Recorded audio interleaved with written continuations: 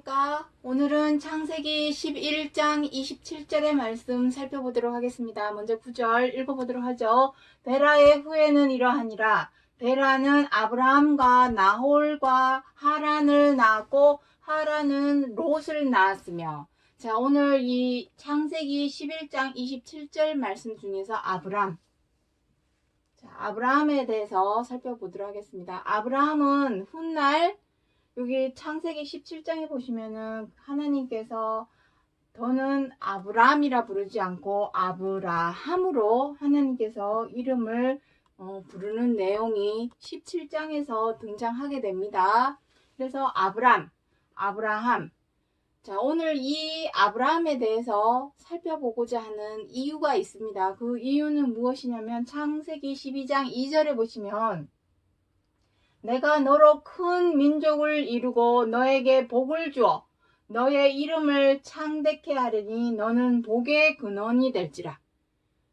아브라함을 하나님께서 복의 근원으로 삼아 주셨습니다. 여기서 말씀하시는 복은 우리가 알고 있는 그러한 요행, 한방에 성공하고 이런 복 아니고 성경에서 말씀하시는 복은 딱 이거밖에 없습니다. 생명과 안식과 구원. 이 생명과 안식과 구원으로도 정말 할 수 있는 말들이 너무나 많이 있지만 차차 앞으로 또 이것에 대해서도 살펴보기로 하고 오늘은 이 복, 이 생명과 안식과 구원의 근원이 되게 하셨다는 것입니다. 아브라함이. 그래서 아브라함의 자손이라고 한다면 대단한 자부심을 가지는 것이 사실이죠. 자, 아브라함을 하나님께서 복의 근원으로 삼아주신 이유가 있습니다. 무턱대고 하나님께서 아브라함으로 그렇게 복의 근원으로 삼아주신 건 아니죠. 이미 창세기 2장부터 시작해서 아담이 등장을 했고 아담의 아들 셋이 나오고 셋 이후에 노아가 나오고 노아 이후에 이제 아브라함이 등장하는데 처음으로 그 하나님의 사람들이 앞서서 하나님과 동행하던 그 당대의 의인이었던 사람이 있었음에도 불구하고 아브라함 때 와서서야 하나님께서 복의 근원으로 삼아주신 이유가 있다라는 것입니다. 그래서 자, 여기 17장 5절에서 8절 말씀 보도록 하죠. 이제 후로는 너의 이름을 아브라함이라 하지 아니하고 아브람이라 하지 아니하고 아브라함이라 하리니 나와 너와 너의 후손 사이에 영원한 언약을 삼고 너와 너의 후손의 하나님이 되리라. 가나안 일경으로 주어 영원한 기업이 되게 하고. 자, 여기 영원한 언약이라는 말씀이 나오죠. 아브라함으로 복의 근원이 되게 하시겠다는 그러한 언약을 하셨다는 것입니다. 아브라함하고. 근데 그것이 100년, 200년의 언약이 아니라 영원한 언약. 그렇다면 하나님의 뜻하신 빅픽처, 모든 큰 그림의 어떤 계획하심이 끝나기까지는 이 약속은 유효하다라는 것을 의미한다는 것입니다. 다시 말해서 이것은 지금 그리스도께서 두 번째 다시 오시겠다는 약속이 남아있는 우리들에게도 이 약속은 유효하다라는 것을 의미하는 것입니다. 그렇다면 과연 여기 아브라함과 여기 보면 뒤에 나오죠. 아브라함의 후손 자손 그러죠. 아브라함의 후손 자손들에게까지 복의 근원이 되게 하신 것입니다. 다시 말해서 아브라함을 통해야만이 복의 근원이 될 수가 있고 아브라함을 통해서 그 후손이요 자손이라야 그 복의 근원이라는 약속이 유효하다라는 것을 의미하는 것입니다. 더군다나 그들의 하나님이 되겠다는 것입니다. 이것만큼 큰 백이 어디 있겠습니까? 이렇게 놀라운 영원한 언약을 아브라함과 하셨다는 것입니다. 그렇다면은 아브라함이 이러한 언약, 이러한 약속을 복의 근원이 될지라 하시는 이 영원한 언약을 받게 된 어떤 계기가 있었겠죠. 그 계기가 무엇인지 그것을 우리가 알아야 한다는 것입니다. 사복음서에 보면은 예수 그리스도께서도 그러한 얘기를 하시죠. 나는 아브라함의 하나님이요 이삭의 하나님이요 야곱의 하나님이라.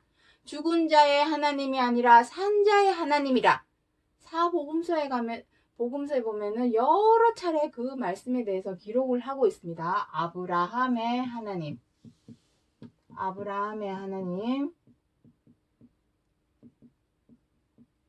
자, 아브라함의 하나님이니 당연히 아브라함의 후손이요 자손이 되어야 된다라는 것은 우리에게 아주 중요한 일이라는 것입니다. 자, 그렇다면은 과연 어떠한 자가 아브라함의 후손이요 자손이 될 수 있을까? 이미 저 이스라엘 땅에 가면은 이슬람권, 그 코란 성경과 또 이 유대교를 믿는 사람들이 아랍권에 가면은 많이 있습니다. 그 사람들은 다 아브라함의 자손입니다. 물론 아브라함에게는 아들이 둘이 있어서 이스마엘과 이삭으로 또 나뉘게 되기는 하죠. 그래서 이삭 쪽은 유대교, 이스마엘 쪽은 이슬람교, 뭐 이렇게 좀 세밀하게 또 나뉘어지는 부분이 있지만 어찌됐거나 다들 아브라함의 자손입니다. 후손이고. 그렇다면 그들은 이 영원한 언약을 따놓은 당상, 우리가 이런 말을 하죠. 그 언약에 따놓은 당상들일까요?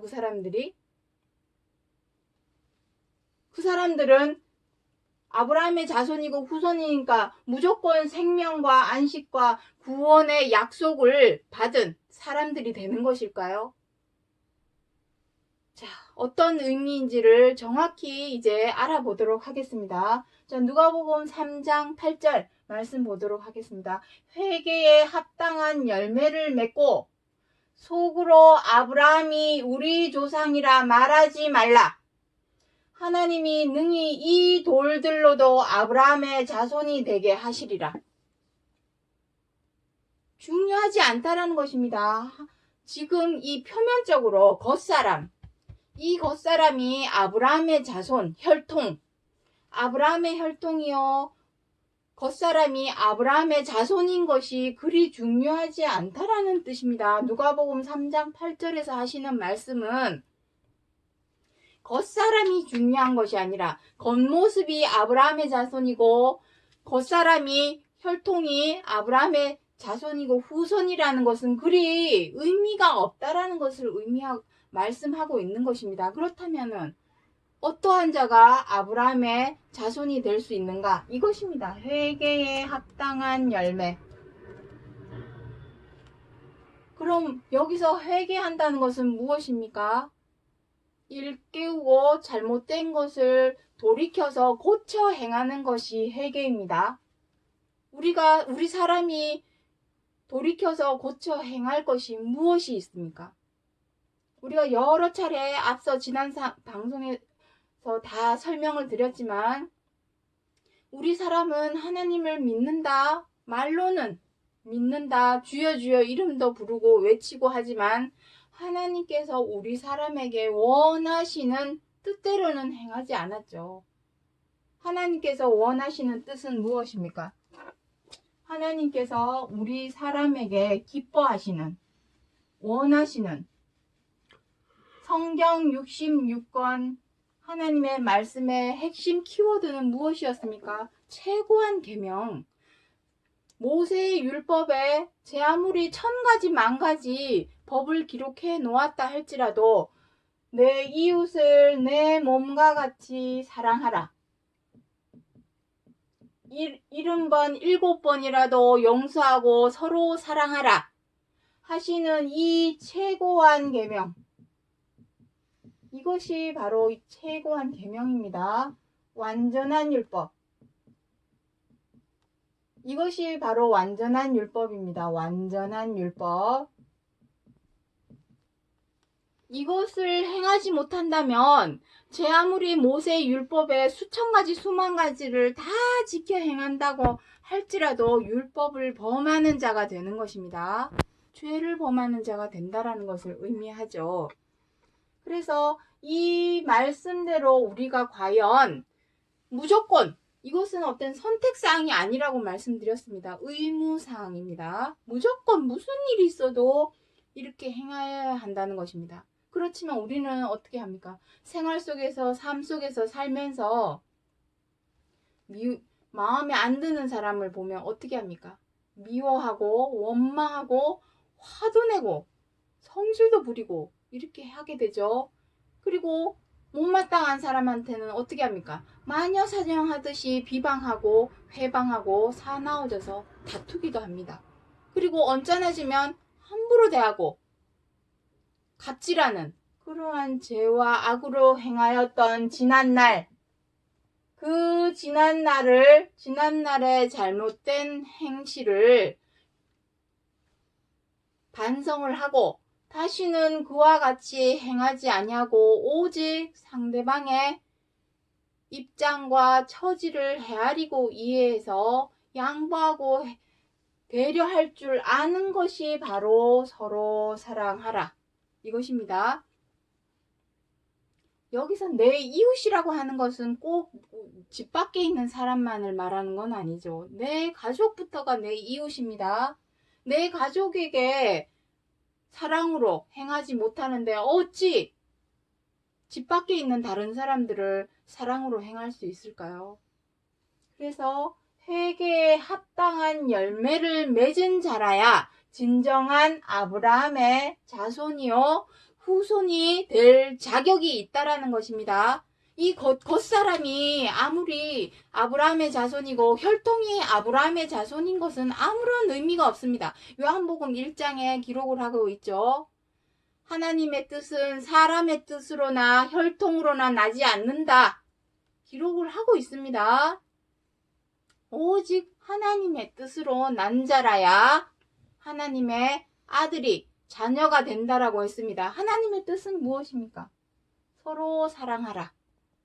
이 말씀이 성경 66권의 핵심 키워드라는 것을 잊지 마시고 이 말씀대로 지켜 행할 때에 우리는 아브라함의 자손이요 후손이 되는 것이고 아브라함을 통하여 복의 근원인 생명과 안식과 구원에 우리가 들어갈 수 있는 그 언약의 유효한 사람이 될 수 있다는 것을 의미합니다. 자, 그래서 로마서 4장 2절 3절 말씀이 있는데 제가 오늘 이 구절을 읽어드리도록 하겠습니다. 로마서 4장 2절로 3절을 보시면 만일 아브라함이 행위로서 의롭다 하심을 얻었으면 자랑할 것이 있었으려니와 하나님 앞에서는 없느니라.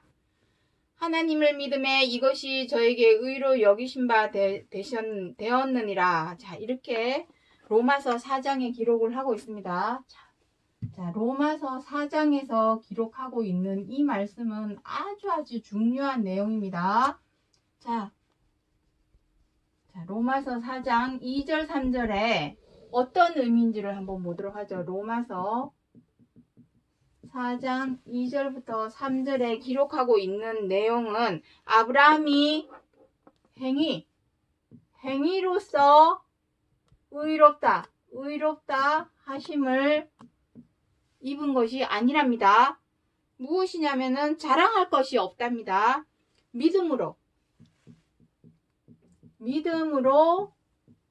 의롭다 하심을 입었다 합니다. 자, 이게 무슨 뜻일까요? 하나님께서 아브라함으로 복의 근원이 되게 하신 이유입니다. 이것이 행위로 의롭다 함을 입은 것이 아닙니다. 믿음으로 의롭다 하심을 입었다 합니다. 자, 이 내용이 궁금하시면 로마서 3장 4장을 시간이 되시면 한번 다 읽어보시기 바랍니다. 저는 이 구절만 지금 갖고 와서 전체적인 설명을 해드리는 겁니다. 자, 여기서 말씀하시는 행위는 무엇입니까? 행위. 로마서 3장. 자, 제가 좀 있으면 이제 로마서 3장 20절을 살펴드릴 건데 먼저 여기 보여드리도록 하겠습니다. 로마서 4장에서 말씀하시는 이 행위는 율법의 행위입니다. 율법의 행위. 자, 율법이 무엇입니까? 율법. 모세 율법이 무엇입니까? 모세 율법. 아, 이게 공간이 좁은데.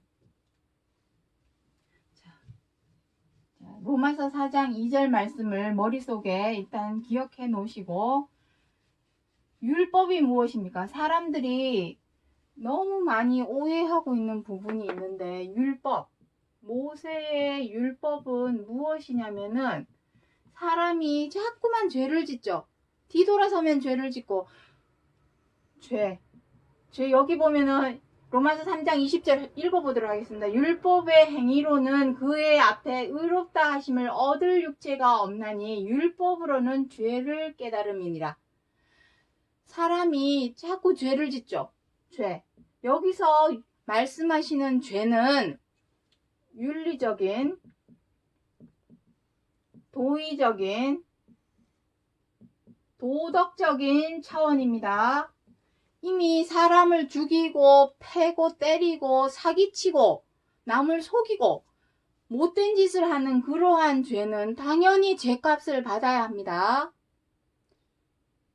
지금 각각 나라마다 국가마다 법이 다 있죠. 법률이 다 있습니다. 규칙도 있고 사람을 죽이고 사람을 때리고 또 사람에게 사기치고 하는 죄는 죄값을 치러야죠. 그건 당연한 것입니다. 교도소를 가야 하고 구치소에 가야 합니다. 기소를 받아서 구치소에 가고 교도소에 가서 그 형량대로 죄값을 치러야 합니다. 성경 66권에서 말씀하시는 죄는 사람 죽이고 사람 때리고 사기치고 이러한 죄는 말할 것도 없죠. 그러한 죄는 저지르면 안 되죠. 사람이라면. 하지만 성경 66권에서 말씀하시는 죄는 가장 원초적인 것. 윤리적이고 도덕적이고 도의적인 차원입니다. 죄. 그럼 윤리적이고 도덕적이고 도의적인 차원은 무엇입니까? 이거죠. 미워하고 원망하고 분노하고 비방하고 해방하고 사나워져서 다투고 함부로 대하고 갑질하는 그러한 차원의 죄. 이런 죄는 이 세상에 죄 짓지 않고 사는 사람 누가 있을까요? 하루에도 몇 번은 아우 미워. 아유 저기 그냥 가다 코나 깨져라. 우리 사람은 이런 아주 소심한 복수 같은 보복 같은 그러한 미운 마음을 누구나 하루에 한 번은 다 죄를 짓습니다. 그러한 죄를 자꾸 사람이 짓기 때문에 그 죄가 사람이 한 번이 어렵지. 뭐든지 마찬가지입니다. 한 번이 어렵지 두 번, 세 번은 이제 쉬워집니다. 사람이 한 번 누군가를 미워하는 게 어렵지 그 미워하는 마음이 두 번이 세고 세 번이 되면은 무뎌지죠. 감각이 무뎌져서 이제는 당연하게 생각을 하죠. 누구를 미워하는 것에 대해서 아무런 죄책감을 못 느낍니다. 하지만 성경에서는 그것에 대해서 죄책감을 느끼기를 원하시는 겁니다. 죄, 그 죄를 말씀하시는 겁니다. 그래서 돌아서면 사람이 죄를 짓고 생활 속에서 삶 속에서 현장에서 자꾸 그러한 죄를 짓기 때문에 그러한 죄를 깨닫게 하기 위해서 율법을 주신 것입니다. 왜냐하면 율법은 무엇입니까? 율법 안에는 우리의 죄사함, 죄사함을 하나님께 얻게 하기 위하여 제사와 예물을 드리는 것에 대한 절차와 순서를 기록하고 있는 것이 율법입니다. 제사와 예법, 예물이죠. 예법이 아니라 예물. 제사와 예물. 자, 이 제사와 예물이 오늘날의 예배와 헌금입니다. 그래서 교회에 가서 우리가 하나님을 믿는 것은 우상신도 많이 있습니다. 하지만 우리가 하나님을 믿는 이유는 우리의 죄를 용서해 달라고, 우리의 죄를 사하여 달라고, 오직 그거 한 가지입니다. 그거 한 가지 때문에 하나님을 믿는 것이지, 우리 아들 잘 되게 해주십시오, 좋은 학교 가게 해주십시오, 좋은 차, 좋은 집, 좋은 직장, 장사 잘 되게 해주십시오, 뭐 해주십시오 하는 그러한 복을 바라는 사람이라면 하나님을 믿으면 안 됩니다. 하나님을 믿는, 우리가 하나님을 찾는 가장 큰 이유는 오직 이것입니다. 죄사함 곧 구원이라고 신약 성경에 기록을 하고 있습니다. 죄사함이 없이는 하나님께서 주신다고 하는 이 복을 받을 수가 없습니다. 그래서 가장 먼저 우리가 해결해야 할 부분은 바로 이것입니다. 죄와 악을 우리의 마음에서 제하여 버리고 깨끗게 되어야만이 그 다음에 우리가 하나님께 구원에 대한 목소리를 높일 수가 있는 것입니다. 자, 그래서 이러한 죄를 깨닫게 하기 위해서 하나님께서 우리에게 율법을 주셨는데, 이러한 행위, 예배와 헌금의 행위를 한다고 하여서 하나님 앞에 의롭다 하심을 얻을 육체가 있답니까? 없답니다. 왜냐하면은 이것은, 자, 히브리서 9장을 한번 보도록 하죠. 자, 히브리서 9장 여기 위에다가 붙이도록 하겠습니다. 자, 중요한 내용입니다.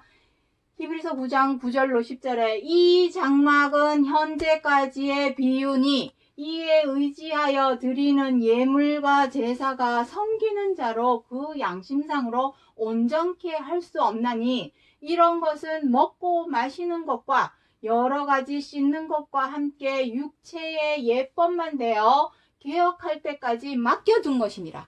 자, 이게 무슨 말씀이냐면은 장막은 무엇입니까? 장막. 모세 때의 장막. 자, 여기서 말씀하시는 것은 모세의 장막을 말씀하시는 것인데, 장막이 무엇입니까? 하나님께 제사와 예물을 드리기 위해서 하나님을 모셔놓은 곳. 오늘날은 어디입니까? 교회죠, 교회. 교회입니다. 근데 이 장막에서 의지하여 드리는 예물과 제사. 예물이 뭐라 했습니까? 헌금이죠. 헌금과 예배. 제사는 예배입니다. 이 예배가 섬기는 자로 그 양심상으로 온전케 할 수 없답니다. 다시 말해서 이러한 예배 헌금 드린다고 해서 죄사함이 되지 않는다라는 것입니다. 너무 놀라운 사실이죠. 우리는 하나님을 믿으니까 예배 헌금 안 하면은 죽는 걸로 생각을 하죠. 생명처럼 생각을 하고 있는데, 놀랍게도 예물과 제사, 헌금과 그 예배로는 섬기는 자, 하나님을 섬기는 자, 우리 믿는 자들이죠. 섬기는 자로 그 양심상 온전케 할 수 없답니다. 왜냐? 이거는 행위에 불과하니까. 어떤 행위? 예법의 행위. 여기 육체의 예법이라죠. 육체의 예법. 다시 말해서 의식에 불과하다는 것입니다. 우리가 조상에게 제사를 올리고 이러는 것도 다 의식이죠. 그렇게 하면은 우리가 조상한테 우리 후손들 잘 되게 해주십시오. 마음으로 비는 것이죠. 그 빈다고 다 좋게 되는 것은 아니지 않습니까? 그러니까 예법, 의식입니다. 의식. 결혼하는 사람들도 결혼식 올리죠. 결혼식. 의식입니다. 그 결혼식 올렸어도 이혼하는 사람들 태반입니다. 결혼식 올렸다고 해서 다 100년 해로 합니까? 다 머리가 팥뿌리가 되도록 헤어지지 아니하고 계속 같이 삽니까? 그건 아니지 않습니까? 의식입니다. 의식이 무엇입니까? 모양, 식자, 식자 모양의 자. 제가 한자를 잘 못 쓰긴 하는데 이렇게 됩니까? 모양의 의식입니다. 모양만 갖추어서 올리는 식에 불과합니다. 그렇기 때문에 이것은 하나의 의식이요 육체의 예법이기 때문에 이러한 것은 먹고 마시는 것과 여러 가지 씻는 것, 이건 세례식이죠. 먹고 마시는 것, 떡과 포도주 떼는 것, 이러한 것과 함께 육체의 예법, 즉 의식에 불과하지 이러한 행위로 온전케 될 수가 없다 합니다. 온전케 된다는 것은 무엇이겠습니까? 죄사함을 받는다라는 의미겠죠. 안 된다는 것입니다. 율법의 행위로는 여기 육체 예법이라 그러죠. 육체 예법이 육체 행위입니다. 율법의 행위. 그 행위로는 하나님 앞에 의롭다 하심을 얻을 육체가 아무도 없다 합니다. 다시 말해서 이러한 예배와 헌금을 백날 첫날 열심히 올리고 드린다고 해도 그것으로 하나님 앞에 의롭다 하심을 얻어서 구원에 이르는 것이 아니다라는 것입니다. 육체의 예법이라는 것입니다. 그렇다면 무엇입니까? 아까 전에 무엇이라 했습니까? 행위로 의롭다 하심을 얻은 것이 아니라 아까 기억해 보세요. 로마서 4장에 믿음으로 의롭다 하심을 얻었다. 믿음. 자, 그렇다면 과연 믿음이 무엇일까요? 물론 믿으니까 예배도 드리고 헌금도 내겠죠. 하지만 생각해 보세요. 사실 믿음이 없어도 남의 눈을 의식해서 예배와 헌금을 드리는 경우도 있습니다. 여지가 있다는 것입니다. 믿지 않아도 내가 크게 뭐 하나님에 대한 믿음도 없는데 내가 그동안 교회를 다녀왔고 여기를 계속 다녔기 때문에 남들의 눈이 의식이 되고 이러기 때문에 보이는 앞에서 예배를 드릴 수도 있죠. 그러할 여지가 있기 때문에 얼마든지 그럴 수 있죠. 나 믿음이 없어도 대통령이 불교 다니는데 믿음이 없어도 교회 가서 예배 드리고 헌금할 수 있는 것입니다. 중요한 것은 그러한 행위로 하나님 앞에 의롭다함을 얻는 것이 아니라 믿음으로 의롭다 하심을 얻는다는 것입니다. 이것이 누구 얘기냐면 지금 아브라함의 얘기입니다. 하지만 이 말씀을 단지 어떤 역사적인 사실만을 말하기 위해서 창세기 11장, 12장, 17장에서 기록한 것이 아니라는 것이죠. 영원한 언약.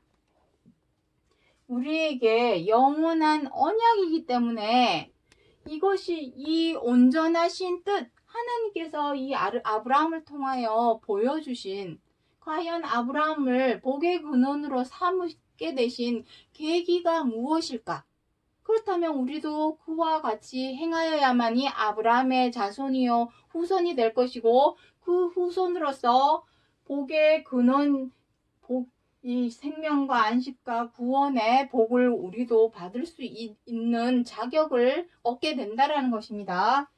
그렇다면 이 믿음이 무엇이겠습니까?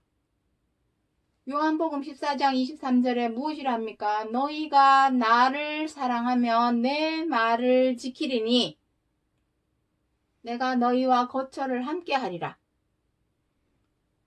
내 말을 믿겠느냐? 사복음서에 보면은 그러한 말씀들이 아주 많이 나와 있습니다. 뭘 믿어야 되는 걸까요? 그렇다면 우리가 믿는다라는 것은 하나님을 믿는다라는 것이 과연 무엇일까요? 앞서서 이미 장막에서 교회에서 제사와 예물, 헌금과 예배를 드린다고 해서 하나님 앞에 섬기는 자로 양심상 온전케 할 수 없다고 했습니다. 왜냐하면 육체의 예법이기 때문에 육체의 예법이라는 의미는 무엇입니까? 안 믿어도 행위로는 믿는 척 할 수 있다라는 것입니다. 사람이 다른 사람 눈을 속이고 믿는 척 할 수 있다라는 것입니다. 그 사람이 막 눈물을 흘리면서 기도한다고 해서 저 사람 믿음이 좋아 이렇게 되는 걸까요? 그 속은 아무도 모르는 것입니다. 하나님만이 알고 있는 것이죠. 그래서 그러한 육체의 예법의 어떤 행위로는 하나님 앞에 온전케 될 수가 없다라는 것입니다. 오직 믿음으로. 그럼 이 믿음, 뭘 믿냐는 것이죠. 무엇을? 항상 말씀드렸지만 성경 66권 하나님의 말씀의 핵심 키워드는 무엇이라 했습니까? 모세율법에 1000가지 만가지 법을 기록했다 할지라도 오직 서로 사랑하라 하신 이 최고한 계명대로 지켜 행하는 자라야 저 사람 진짜 하나님을 믿는구나. 우리가 하나님을 안 믿고 못 믿는 저 세상 사람들과 하나님을 믿는다고 하는 사람들과 무엇으로 구분할 수 있을까요? 하나님 안 믿어도 예배 드릴 수도 있고 헌금 드릴 수도 있습니다. 하지만 정말 하나님을 믿는 사람인지 아닌지를 정말로 확실하게 구분할 수 있는 것은 무엇일까요? 지켜 행하는 것이죠. 지켜 행하는 것. 정말 믿는다면 하나님께서 말씀하신 성경 66권의 핵심 키워드인 이 서로 사랑하라 하시는 말씀대로 지켜 행하여야만이 저 사람은 그래도 세상 사람하고는 다르구나. 하나님을 믿는 게 세상 사람하고는 역시 다르구나. 하고 구분이 가능하죠. 이것은 정말 하나님을 믿어야만이 이것을 행합니다. 왜냐하면 이것은 선택상이 아니라 내가 사랑해도 되고 안 해도 되고 예배는 내가 드려도 되고 안 드려도 되죠. 나 오늘 몸이 아파서 오늘 교회 못 가겠어요. 안 드려도 가능합니다.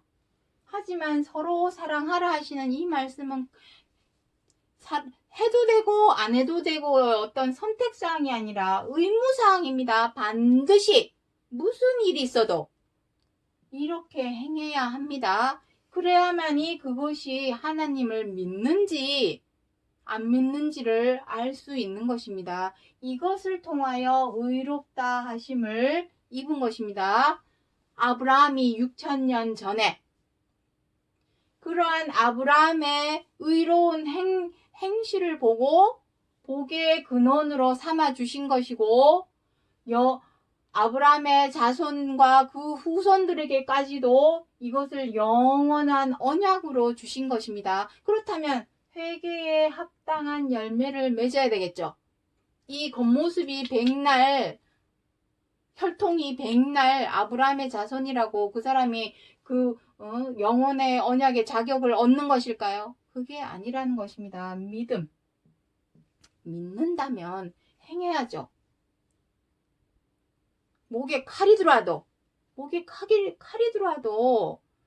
이웃의 입장과 처지를 먼저 헤아리고 이해해서 배려하고 양보할 줄 아는 건 기본 마음입니다.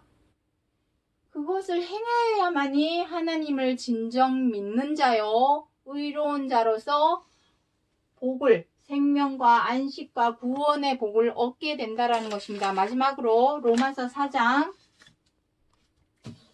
11절 12절에 저가 할례의 표를 받은 것은 무할례 시에 믿음으로 된 의를 인친 것이니 이는 무할례자로서 믿는 모든 자의 주상이 되어 저희로 의로 여기심을 얻게 하려 하심이라. 자, 여기에 보시면 갑자기 할례, 무할례가 나옵니다. 여기서 저는 아브라함입니다. 아브라함. 할례의 표는 무엇입니까? 이것도 율법입니다. 율법의 표를 말씀하시는 건데 모세오경에 창세기도 들어가 있습니다. 율법에는 무엇이라고 기록이 되어 있냐면은 난 자는 8일 만에 할례를 행하라고 되어 있습니다. 이것이 오늘날에는 세례와 비슷하다고 꼭 생각하시면 됩니다. 하나님을 믿는 사람은 세례식을 하죠. 어느 정도 일정 기간이 지나면 교회를 일정 기간 다니면은 세례를 행하죠. 그와 마찬가지로 할례를 행한 것을 보고 저 사람이 하나님의 백성이구나, 아브라함의 자손이구나 하고 알 수 있는 것입니다. 하지만 아브라함도 그렇게 했는데 이 표를 받은 것은 무할레시의 믿음으로 인친 것이랍니다. 다시 말해서 아브라함도 처음부터 하나님을 믿은 사람이 아니라, 아브라함도 처음에는 하나님을 잘 몰라 안 믿고 못 믿었던 세상 사람들과 똑같은 사람이었는데, 하나님의 믿는 믿음으로 의롭게 되셨다라는 것입니다.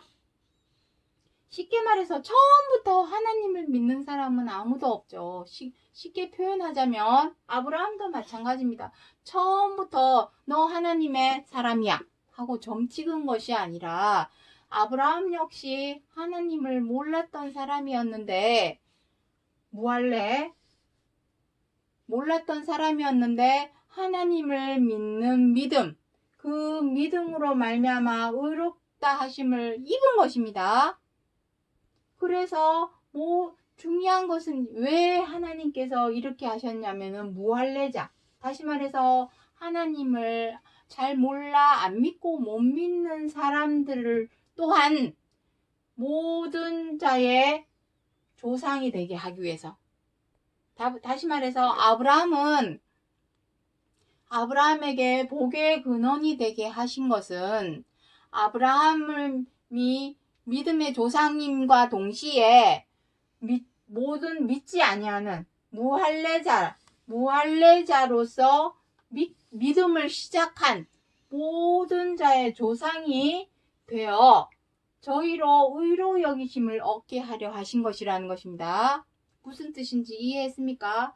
다시 말해서 아브라함 역시 처음부터 하나님을 믿었던 사람이 아니라, 아브라함 역시 하나님을 몰랐었는데 하나님을 믿는 이 믿음, 서로 사랑하라 하신 이 믿음을 지켜 행하심으로 하나님께서 의롭게 여기시고 복의 근원으로 삼아주셨고, 또한 아브라함의 후손과 자손들에게까지도 복의 근원이 되게 하셨고, 아브라함을 통해서만이 생명과 안식과 구원의 복을 얻게끔 언약을 하신 것처럼, 믿고 안 믿고가 중요한 것이 아니라 서로 사랑하라 하시는 이 말씀대로, 이거는 교회 믿는 사람들의 국한된 말이 아니지 않습니까?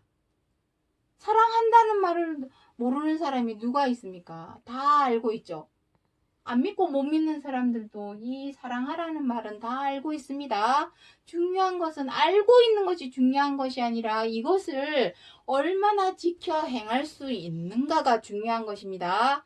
그것을 무조건 목에 칼이 들어도 지켜 행할 수 있어야만이 하나님께서 의롭다 인쳐주시고 하나님의 백성으로, 아브라함의 자손으로 삼아 주어서 복의 생명과 안식과 구원의 복을 얻게 해주신다는 것이 하나님께서 아브라함을 택하신 이유요 계기라는 것을 창세기 11장에서 말씀하신 것임을 기억해 주시기 바랍니다. 오늘은 여기까지 하고 마치겠습니다. 감사합니다.